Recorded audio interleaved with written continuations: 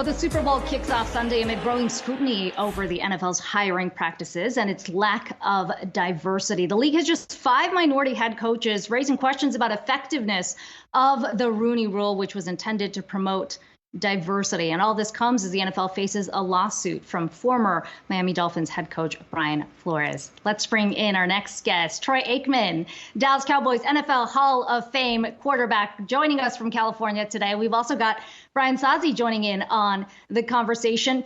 Troy, this was kind of the big question that NFL Commissioner Roger Goodell got earlier this week about what more the league needs to do to promote diversity within the league. But it feels like there's 2 narratives going into the game this weekend. On the one hand, the NFL is seeing huge ratings, certainly some big name games here, close games during the playoffs. That's a positive. And yet it feels like the question about culture is still clouding all of that. Well, I think you're right. And when you look at the hires, I guess, and where the minority head coaching is, really probably across the board, even at the general manager level and executive level, that compared to a few years back, we have fewer head coaches, at least, minorities. So I know that Roger Goodell, he's addressed it, trying to improve that. The Rooney Rule, as you mentioned, was put in place to help minority candidates. Has it been as effective as what they would have liked or had they hoped when it was implemented? No, it hasn't. The solution to that, I'm really not quite sure. I'm sure the league has taken a good hard look at it, and the commissioner with his leadership will do everything he can to change the tide. Hey, Troy, it's Brian Chung here. As a follow-up to that, this is not something that a rule can fix itself, as we've seen from this incident. You've been in the general manager's office. You've been in those locker rooms. This seems to be an issue about culture. So even if there isn't, let's say, for example, a rule that can fix this immediately, what's the framing need to be like in the management and in the locker room to make sure that this does improve over time? Well, I don't have the answers to that. I'm a football analyst and I broadcast football games. Trying to address diversity at the executive level and how the hires are being made, whether that's at the NFL level or at the club level. I know that it has been addressed. It's been talked about. There's been discussions about incentivizing teams for minority hires. I don't have the answer to that. I'm not paid to have the answer to that. So I just try to do what I'm paid to do, and that's called football games for Fox, and let those that are in those positions of hiring handle that part of it. Troy, a lot of focus, a lot of attention on Joe Burrow. How does he stay grounded ahead of a big game like this? Take us inside what he could be thinking today. Well, it's an exciting time for both of these teams. It's culminated in a great season. It's culminated into a Super Bowl appearance. And who would have imagined, especially after the last couple of seasons that Cincinnati has had, that they would be representing the AFC. But Joe Burrow, of course, has been a huge part of that. I think it's a great story. I'm a huge fan of his.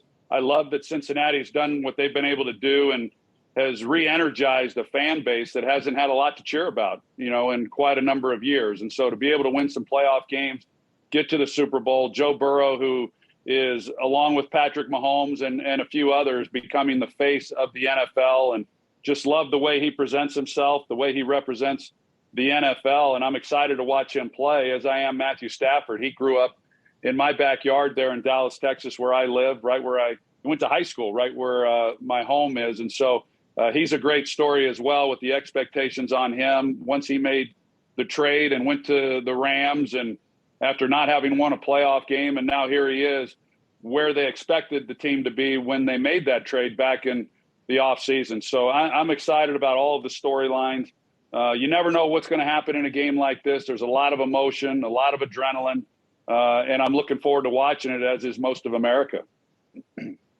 So, Troy, you live in Texas now, but you've got a lot of ties to LA, where the game is being played this weekend. Obviously, you played college ball at UCLA, but you also won the Super Bowl MVP for the last Super Bowl that was played in LA.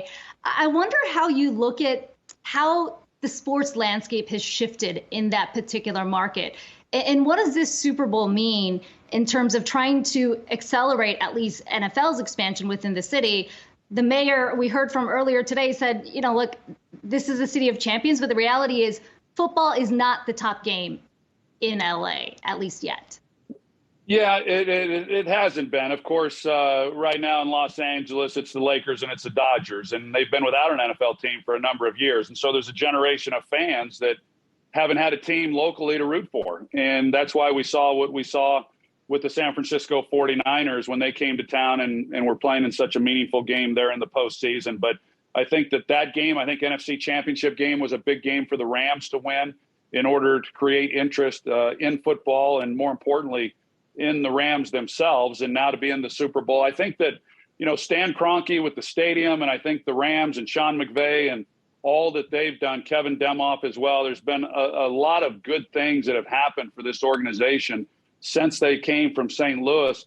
I think they've done their part, and slowly I believe they are recapturing that fan base. I grew up in Cerritos, California prior to moving to Oklahoma, and the Los Angeles Rams were my team. And so they, in my opinion, are where they belong because it's where I knew them to be when I was a kid, and they've played some really good football. So I think that, like you said, LA's not a lot unlike a lot of other cities around the country that LA likes supporting winners. Dallas is the same way. Most cities like to support those teams that are successful, and the Rams are certainly having a lot of success. Hey, Trey, last time I spoke to you, you were getting ready to, or you were just about to launch your 8-beer line. I've since seen some photos of you tending bar. What appears to be in various places in Texas. How's the launch going? It's going amazing. I mean, it has been a long time in the making, as we talked about, over 2 years.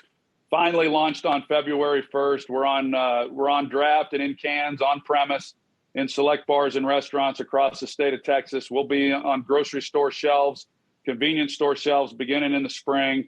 But people are excited. They understand what the beer is all about. It's for people that are go-getters, that wake up with a passion and a purpose. And as we talked about back then, there's no adjuncts and no fillers, meaning there's no corn, no syrup, no rice, no added sugars, 100% organic grains, 90 calories, 2.6 carbs, and we didn't sacrifice any taste in building this. It's something I'm real proud of. And so far, the response has been what we had hoped that it would be. People are as excited about it as we are. The teams here are going to be slinging those back on Sunday. Final question here. 4-point favorites for the Rams. Who are you taking in the Super Bowl? And also, who do you have as MVP? Wow. I don't at all. I don't have a rooting interest. I hate that, this is a game, as I said a moment ago, you just hate that somebody has to lose. If I don't want to be the diplomat here. If you said, hey, who do you pick? If you had to pick somebody, I'd go with the Rams. I think they're obviously an all-star team. They've got a great pass rush. They're playing at home. There's some familiarity, of course, with the stadium. I think that there's an advantage in that regard. But as I mentioned, because of what Cincinnati has been able to do in the postseason, nobody has really counted on them to be able to come through and win the games that they've already won. I would not be surprised with any outcome. I've been a part of 3 of these games. Anything can happen. We've all witnessed that in prior years. The MVP is going to be one of the quarterbacks. It usually is. So I don't think I'm going out on a limb on that one. All right, well, maybe that takes Cooper Kupp out of the running. But Troy Aikman, Dallas Cowboys, NFL Hall of Fame quarterback, thanks for stopping by Yahoo Finance. And Brian Saucy, thanks for joining for the conversation as well. Appreciate you.